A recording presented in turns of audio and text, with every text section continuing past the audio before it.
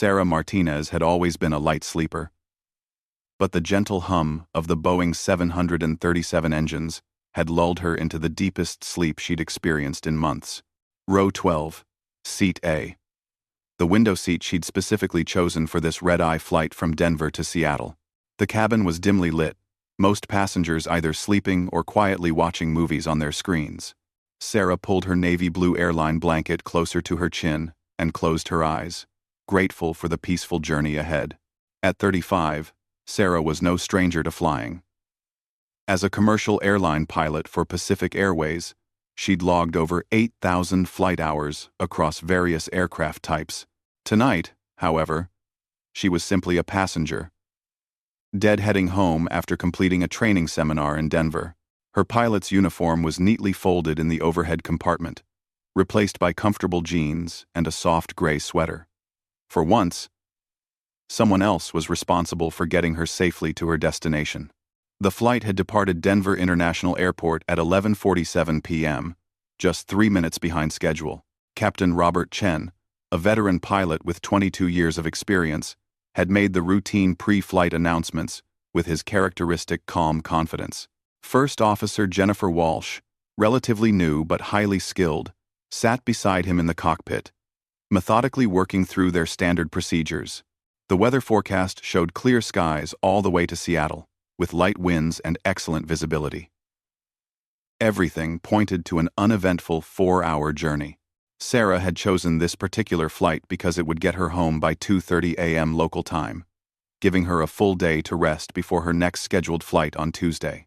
She'd spent the past 3 days in intensive simulator training, learning the updated emergency procedures for the new aircraft her airline was introducing to their fleet.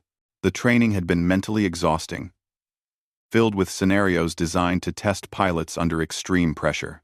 Ironically, the scenarios included engine failures, hydraulic system malfunctions, and medical emergencies.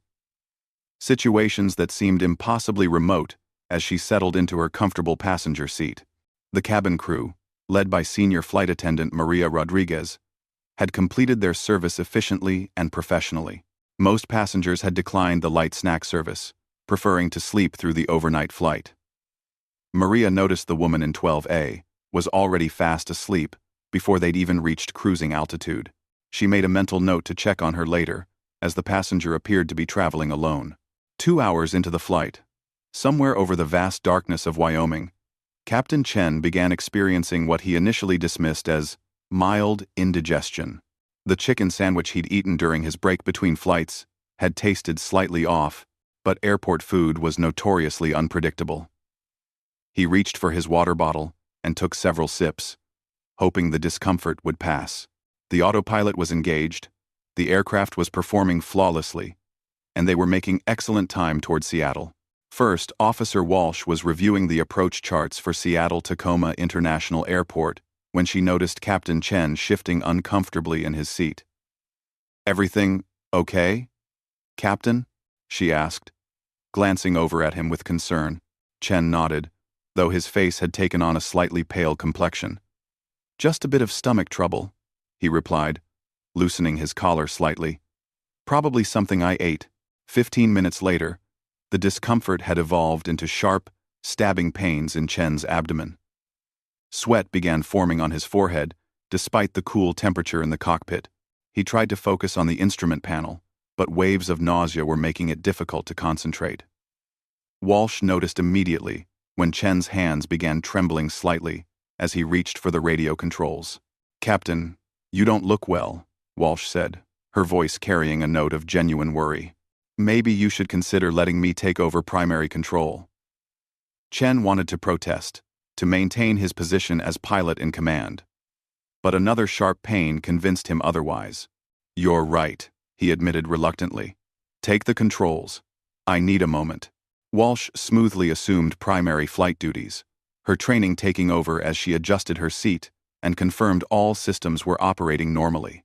She'd been in similar situations before during training, but never on an actual flight with passengers depending on them. The aircraft continued its steady course westward, but both pilots knew they needed to address Chen's rapidly deteriorating condition. The pain intensified dramatically over the next 10 minutes. Chen doubled over in his seat, clutching his stomach and breathing heavily. "This isn't food poisoning," he gasped between waves of pain. "Something's seriously wrong." Walsh immediately reached for the aircraft's medical kit and called for Maria Rodriguez to come to the cockpit. Maria arrived within seconds, taking one look at Captain Chen and immediately understanding the gravity of the situation. She'd been trained in basic medical procedures, but Chen's symptoms suggested something far beyond what she could handle with the limited medical supplies available on board. His skin had become clammy and pale, and he was clearly fighting to remain conscious. "We need to get him medical attention immediately," Maria told Walsh quietly. "This could be appendicitis, or something equally serious." Walsh nodded grimly, already beginning to formulate their options. They were still over 2 hours from Seattle, and the nearest major airport with full medical facilities was Salt Lake City, roughly 45 minutes away. Chen attempted to reach for the radio to contact air traffic control, but another wave of intense pain left him unable to function effectively. I can't continue," he managed to say through gritted teeth. "You need to declare a medical emergency and get this aircraft on the ground." Walsh's mind raced through her training as she prepared to take full command of the situation. She was certainly qualified to land the aircraft safely, but the responsibility of 127 passengers and crew members now rested entirely on her shoulders. She reached for the radio to contact Salt Lake City approach control when Chen suddenly collapsed completely, unconscious and unresponsive. Maria immediately began checking Chen's vital signs while Walsh focused on flying the aircraft and coordinating their emergency descent. The situation had escalated from concerning to critical in a matter of minutes. As she prepared to make the emergency radio call that would change the course of their flight, Walsh couldn't help but think about the passengers sleeping peacefully in the cabin behind them, unaware that their captain was fighting for his life, and their safety now depended entirely on her abilities as a pilot. The aircraft continued its steady flight through the darkness, but inside the cockpit, a life and death drama was unfolding that would soon require every ounce of skill, training, and courage that the remaining crew members could muster. Walsh's hands moved swiftly across the radio controls as she contacted Salt Lake City approach control. "Salt Lake approach. Pacific Airways 847. Declaring a medical emergency. Captain is unconscious. Requesting immediate priority landing Salt Lake City International." Her voice remained steady and professional, despite the chaos unfolding in the cockpit. The air traffic controller responded immediately, his tone shifting to the crisp efficiency reserved for emergencies. "Pacific 847. Salt Lake approach. Roger, medical emergency. Turn left heading 240, descend and maintain flight level 280. Medical personnel will be standing by. State souls on board and fuel remaining. Pacific 847, turning left 240, descending to flight level 280, 131 souls on board. Fuel remaining approximately 4,000 pounds, Walsh responded while simultaneously beginning the descent procedures. Behind her, Maria continued working frantically to stabilize Captain Chen, whose breathing had become shallow and irregular. The challenge facing Walsh was immense. While she was fully qualified to operate the Boeing 737, she had never faced a situation where she was solely responsible for both flying the aircraft and managing a complex emergency landing. Standard protocol required the captain to handle communications and emergency coordination, while the first officer focused on flying, but those roles had now fallen entirely to her. Maria realized they needed additional medical assistance beyond what she could provide. She grabbed the intercom microphone and made an announcement that would wake every passenger on the aircraft. "Ladies and gentlemen, this is your senior flight attendant. We have a medical emergency on board and are diverting to Salt Lake City. If there are any medical professionals on board, please identify yourselves to the cabin crew immediately." The announcement sent a ripple of concern through the previously peaceful cabin. Passengers began stirring, looking around nervously, and whispering to their companions. Sarah Martinez, however, remained fast asleep in row 12, exhausted from her training and completely unaware of the developing crisis just a few rows ahead of her. Dr. Amanda Foster, an emergency room physician from Portland, immediately pressed her call button and identified herself to the cabin crew. Within minutes, she was in the cockpit, examining Captain Chen's condition. His blood pressure is extremely low, and his pulse is rapid and weak, she reported to Maria. Without proper diagnostic equipment, I can't determine the exact cause, but this appears to be some form of severe abdominal emergency. He needs immediate surgery. The gravity of Dr. Foster's assessment hit Walsh hard. Not only was she dealing with an aircraft full of passengers and a complex emergency landing, but their captain might be dying just feet away from her. She forced herself to focus on the immediate task of getting the aircraft safely on the ground, while Salt Lake City Approach Control began coordinating emergency vehicles and medical personnel. Pacific 847, Salt Lake Approach, runway 34. Left is being cleared for your arrival. Winds are calm. Visibility unlimited. Emergency vehicles are in position. Estimate arrival in 22 minutes. Walsh acknowledged the transmission while reviewing the approach charts for Salt Lake City, an airport she had landed at before, but never under such circumstances. The descent into Salt Lake City required precise navigation around mountain ranges while maintaining a safe airspeed and altitude profile. Walsh's training took over as she methodically worked through each step of the approach, but the added stress of the medical emergency and the responsibility for everyone on board created an intensity she had never experienced. Meanwhile, the cabin crew worked to prepare passengers for an emergency landing. Maria briefed the other flight attendants on the situation, while Dr. Foster remained in the cockpit, monitoring Captain Chen's condition.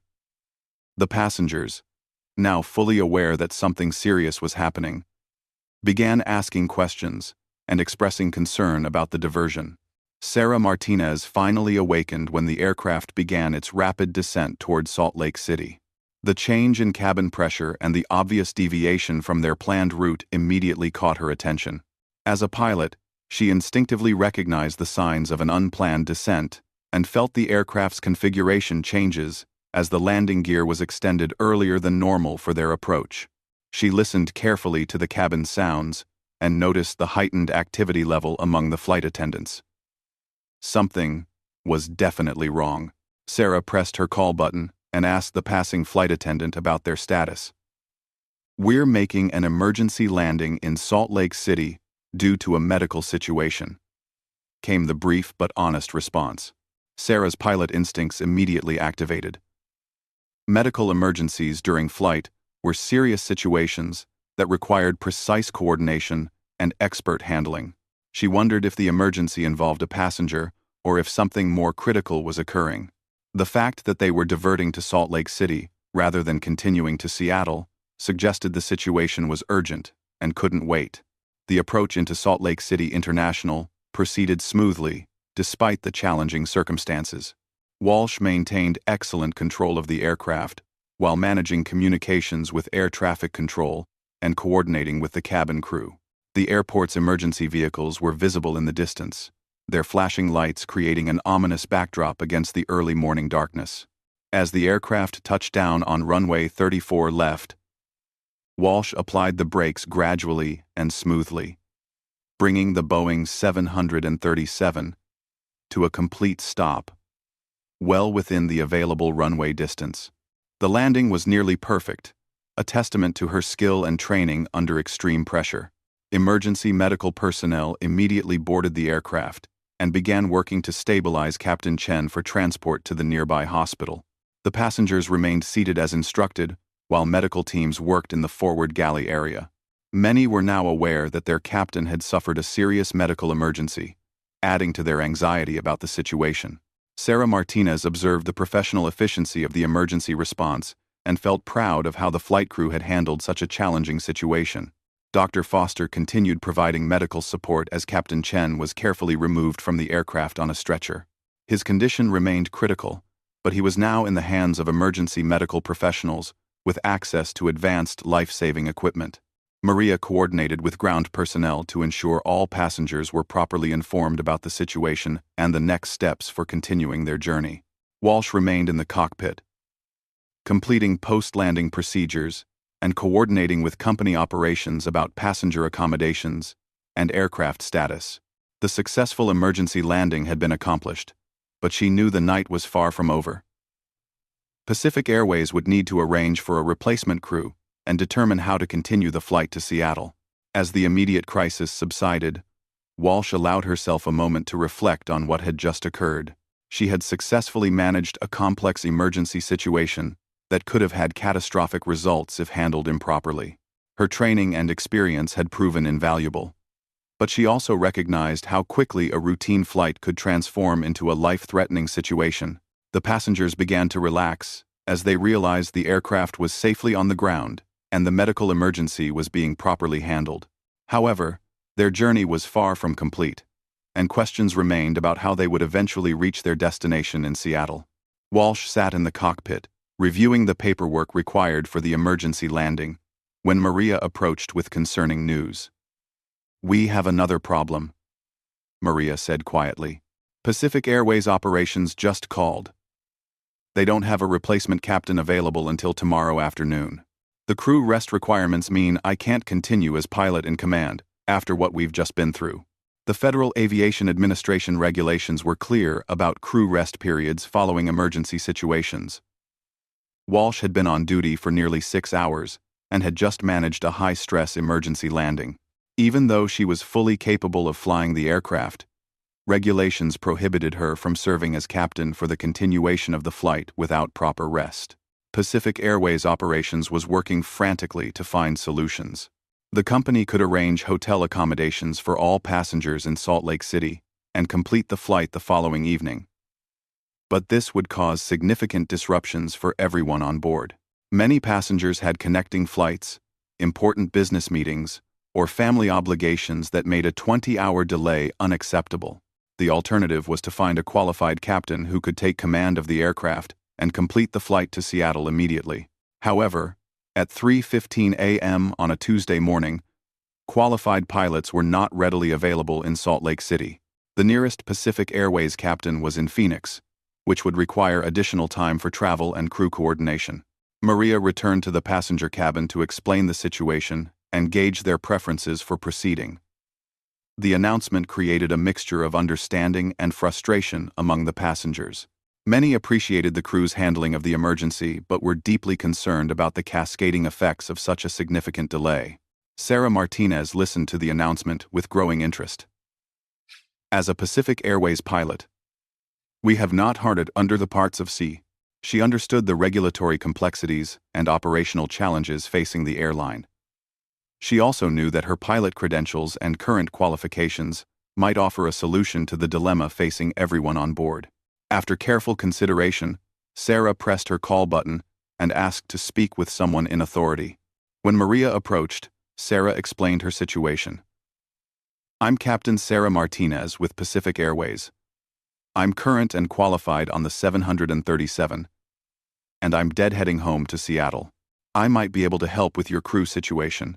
Maria's eyes widened with surprise and relief. She immediately contacted Walsh in the cockpit and explained Sarah's offer to assist. Walsh was initially skeptical about accepting help from a passenger, even a qualified pilot. But the unique circumstances warranted serious consideration of every available option. The process of verifying Sarah's credentials and qualifications took nearly an hour. Pacific Airways operations had to confirm her employment status, review her recent flight training records, and ensure she met all regulatory requirements to serve as pilot in command. They also had to coordinate with the Federal Aviation Administration to approve the unusual crew substitution under emergency procedures. During the verification process, Sarah retrieved her uniform from the overhead compartment in row 12 and changed in the aircraft lavatory. The transformation from sleepy passenger to professional airline captain took only minutes. But the responsibility she was about to assume was enormous. Dr. Foster remained on board to provide updates on Captain Chen's condition. He had been successfully transported to the University of Utah Hospital, where emergency surgery confirmed a ruptured appendix with severe complications.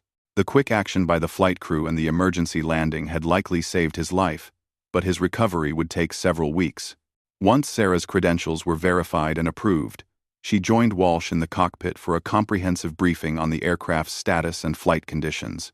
The two pilots reviewed fuel calculations, weather reports, and the planned route to Seattle. Sarah's extensive experience with the Boeing 737 and her familiarity with Seattle-Tacoma International Airport made the transition relatively straightforward. The passengers were informed that a qualified Pacific Airways captain, who had been traveling as a passenger, would complete their flight to Seattle. The announcement was met with appreciation and relief from most passengers, though some remained nervous about the unusual circumstances surrounding their journey. Sarah completed her pre-flight inspection and review of the aircraft systems, while Walsh prepared to resume her role as first officer. The partnership between the two pilots was professional and efficient.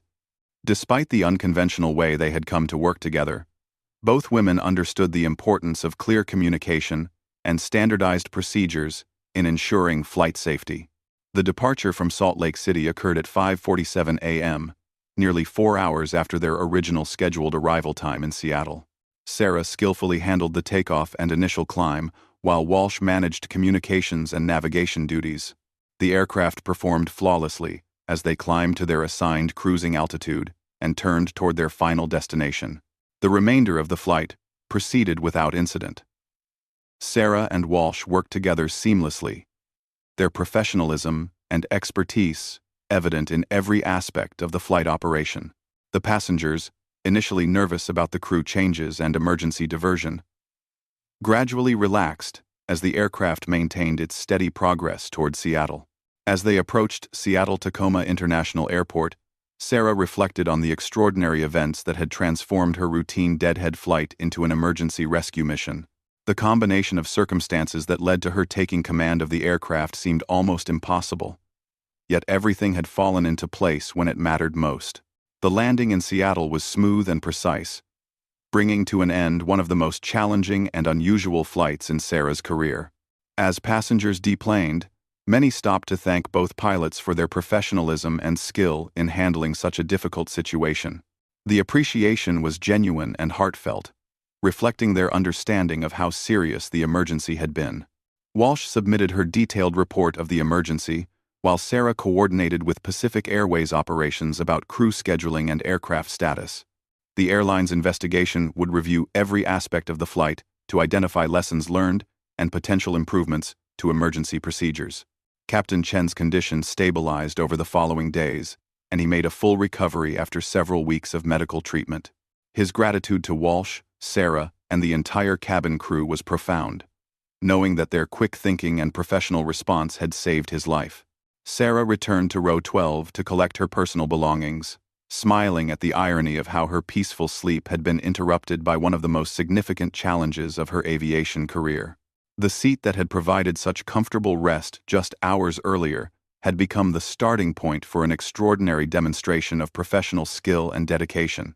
The incident became a training case study for Pacific Airways, highlighting the importance of crew resource management, emergency procedures, and the value of having qualified personnel available even in unexpected circumstances. Sarah's willingness to step forward and assist demonstrated the best traditions of aviation professionalism and community support. As she finally headed home to her apartment in Seattle, Sarah realized that sometimes the most important flights are the ones you never expected to command. Her peaceful sleep in row 12 had been interrupted by duty, but the result was a testament to the training, skill, and dedication that define the aviation profession at its finest.